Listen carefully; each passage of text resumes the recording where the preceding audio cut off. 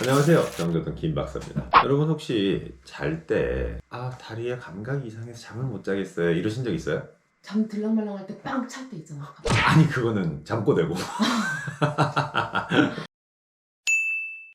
오늘 주제는요, Restless Leg Syndrome입니다. 잠들지 못하는 다리 신드롬이 아니라 하지불안 증후군이라 그러는 겁니다. 하지불안 증후군은요, 성인 남자 여자의 5.4% 정도가 겪고 있는 흔한 질환입니다. 생각보다 많은 사람들이 겪고 있는데, 이 질환은요, 정확하게는 밤에 자려고 누우면요 다리를 어찌할 수 없는 겁니다. 그러니까 가만히만 누워있으면 다리가 뭐 저리든 이상하든 감각이 뭐 이상해지든 요상한 느낌이 나가지고 다리를 가만둘 수가 없는 거죠. 다리를 가만둘 수 없으면 잠을 잘 수 있어요, 없어요? 자꾸 이상하니까 깨게 돼 있죠. 뭐 환자들은 오셔가지고 뭐 밤에 뭐가 기어다니는 것 같습니다 이런 얘기들을 하기도 해가지고요, 여러 가지 이야기를 하고 있는데, 기준 자체는 크게 네 가지를 보시면 편합니다. 다리를 움직이고 싶은 충동, 다리를 가만히 있지 못하는 거예요. 가만히 놔두면 불안하니까 다리가 불편하고 불쾌한 감각이 들기 때문에 이상 감각이 있고, 혹은 이상 감각이 없더라도 다리를 움직이고 싶은 마음이 들기 때문에 다리뿐 아니라 팔에까지도 나타날 수가 있습니다. 그러니까 팔에까지도 있는 증상일 때 하지불안이라고 부르지 않을 뿐이지, 하지불안 증후군이 심화됐을 때 얘기할 수 있고요. 두 번째는 움직이고자 하는 충동, 그리고 불쾌한 감각이 눕거나 앉아있는 상태에서 시작되거나 심해진다. 그리고 세 번째는요, 불쾌한 감각들이요, 실제로 스트레칭을 하거나 가벼운 운동을 하거나 마사지를 하는 식의 행동들을 하게 되면 완화가 되는 겁니다.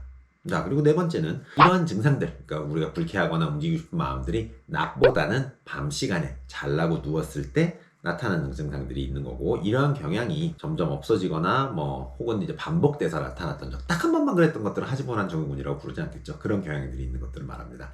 자, 근데 반응을 하면 괜찮잖아라고 얘기할 수 있지만, 잘 때마다 마사지를 하거나 잘 때마다 스트레칭이나 잘 때마다 운동을 하면 잠은 언제 잡니까, 그죠? 여기서 문제가 생기는 거죠. 대부분의 경우는 이제 뭐 철결핍에 의한 신경계통의 문제라든가 아니면 말초신경병증 같은 경우들에서 명확한 질환이 있는 경우도 있지만 명확한 질환이 결정되지 않는 경우들도 있어서, 이런 경우에는 뭐 항경련제를 쓰거나 요새 유행하고 있는 마약성 진통제라든가 수면제들을 처방하기도 합니다. 하지만 여러분들 지금 들으면서도 느끼시겠지만, 수면제니 항경련제라든가 아니면 마약성 진통제 같은 것들을 그럼 나 계속 이 증상 있는 동안 끝까지 먹으란 얘기야? 라는 것들에 대한 고민이 있을 수밖에 없죠. 그런 것들을 먹기 싫을 때 무엇을 하면 될까? 한의원에 오시면 됩니다.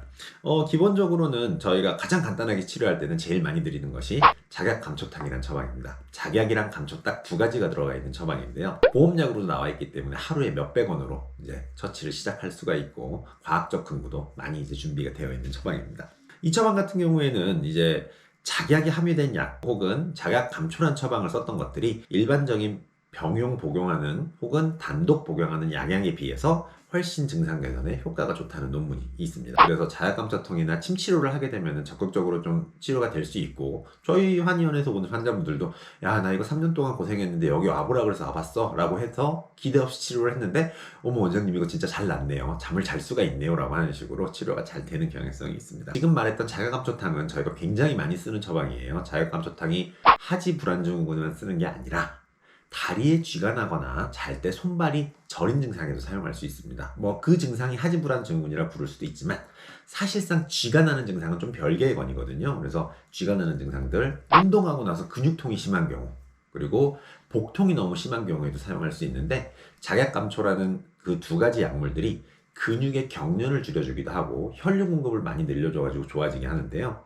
이 효과 자체는 한의학에서는 보기 보혈이라 그래가지고 기를 보해주고 혈을 보해준다, 말로는 이렇지만 실질적으로는 근육 쪽의 혈류량을 늘려주고 근육에다가 영양분을 공급을 해줘가지고 얘들이 문제가 생기는 증상들을 없애준다고 하는 거고, 그래서 작약감초탕의 메커니즘 자체에서는 칼슘 채널, 칼륨 채널, 우리 언젠가 얘기한 적이 있을 텐데 부종이 생길 때 나오는 그 칼슘, 칼륨 채널에 대한 것들을 조절을 해주는 역할도 많이 하고 있고요, 아세틸콜린 수용체에 작용을 해가지고 근유한 작용을 유발하기도 합니다. 그래서 우리가 다리가 쥐가 납니다 라고 하면 환자분들한테 걱정하지 마시고 저희 보험약이랑 침치료 한 1주에서 2주만 하시면 괜찮아질 겁니다 라고 얘기를 드리는 것들이 이런 작약과 감초의 효과 때문에 그럴 수 있는 것이고요.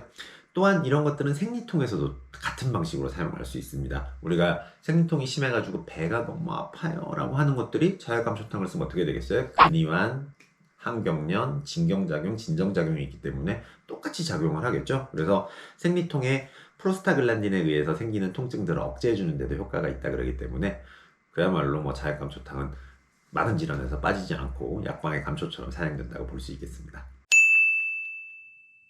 현대적으로 표현을 해드리게 되면 작약의 주성분이 피오니플로린이라는 성분입니다. 이 성분 자체가요, 진정, 진경, 그리고 말초 혈관의 확장, 그리고 항염증, 그리고 위장 운동의 촉진작용 등의 역할을 하고 있습니다. 그렇게 되니까 하지불안 증후군의 대부분의 증상 등에 걸려 들어가는 거죠. 이들 효과 때문에 수용성 의존성 수축을 억제하여서 자발성 수축을 증가시킨다고 이런 결과들을 가지고 있습니다. 감초는 무슨 일을 할까요? 약방의 감초에서 들어가는 감초에는 글리시레티닉산이라는 것이 들어있습니다. 그래서 얘들이 항궤양, 그리고 항염증, 그리고 나서 스테로이드 호르몬의 유사작용을 하여 가지고 근육 쪽에 있는 불안감, 그리고 통증 같은 것들을 조절해 주고 있습니다.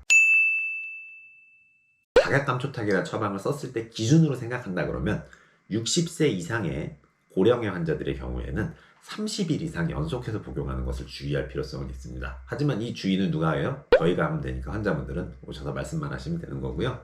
자, 결론적으로 그럼 여러분들이 선택할 게 뭐가 있다 그랬죠? 하지불안 증후군 있으면 스트레칭이나 마사지나 운동을 해봅니다. 근데 요거 하면 잠자기 어려워요 있고요. 그리고 항경련제, 그리고 수면제, 마약성 진통제 같은 것들을 복용하면서 치유를 해보실 수도 있고요. 그리고 또 하나는 뭐가 있죠? 침치료나 자약감초탕, 그리고 핫팩 같은 방법들을 사용해서 치료를 하면 괜찮겠습니다. 하지불안 증후군이 5.4%나 있기 때문에 여러분 하지불안 증후군이 있으면 그것 때문에 잠들기 어렵다면 고생하지 마시고 한의원을 찾아서 진료받으시면 되겠습니다. 저희는 그럼 다음에 만나요. 안녕.